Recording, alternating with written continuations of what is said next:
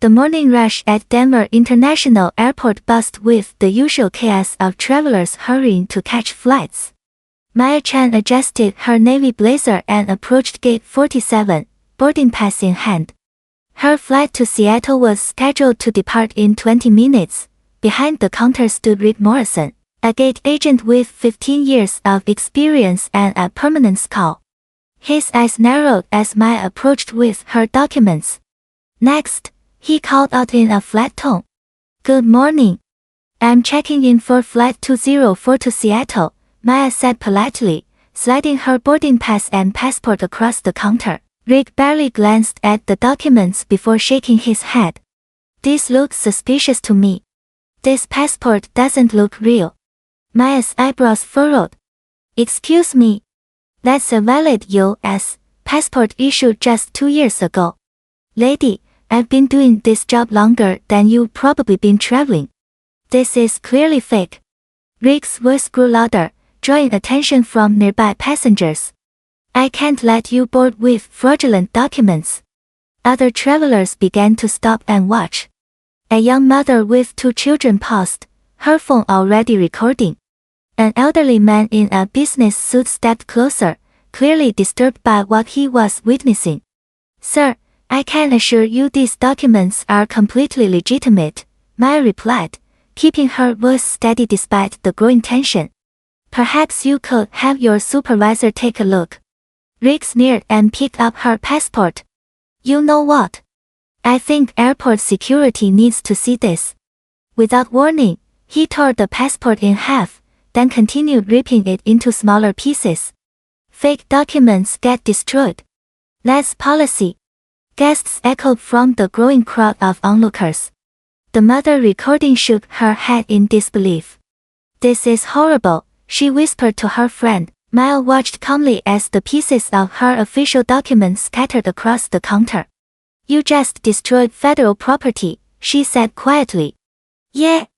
What are you going to do about it?" Rick challenged, crossing his arms. Within minutes, 2 airport security officers arrived. "What seems to be the problem here?" asked Officer Davis, a tall man with graying temples. "This woman tried to board with fake documents. I disposed of them according to protocol," Rick explained confidently. The crowd had grown larger now. Business travelers pulled out phones. A news reporter who happened to be passing by stopped to observe the commotion. "Ma'am, we're going to need you to come with us," Officer Davis said apologetically. "Actually, officer, I think there's been a serious misunderstanding," Maya replied calmly. She reached into her blazer pocket and pulled out a leather credential case. "My name is Maya Chen, and I'm the Chief Safety Inspector for the Federal Aviation Administration." The security officer's eyes widened as he examined the federal badge and identification. Rick's confident expression began to falter. "I was conducting routine compliance checks at various airports across the region. What just occurred here represents multiple violations of federal anti-discrimination policies and destruction of government property." Rick's face went pale. "Wait. That can't be right. The passport you just destroyed was issued to a federal employee. The boarding pass was legitimate. And your actions have been witnessed by dozens of travelers and recorded on multiple devices." Supervisor Tom Bradley came rushing over, having been alerted by gate staff. "What's going on here?" Maya handed him her credentials. "Your employee just discriminated against a federal inspector and destroyed official government documents. I'll need to speak with airport management immediately." Tom's hands trembled as he examined Maya's identification. "Mr. Morrison, step away from the counter immediately. You're suspended pending investigation." "But I was just doing my job," Rick protested. "How was I supposed to know?" "By treating every passenger with equal respect and following proper verification procedures," Maya replied firmly. "The color of someone's skin should never determine how their documents are handled." Airport manager Sarah Williams arrived within 10 minutes, her assistant frantically taking notes behind her. "Ms. Chen, On behalf of Denver International Airport, I offer our sincerest apologies. This behavior is absolutely unacceptable. Apologies are a start, but systemic change is what's needed, Maya responded.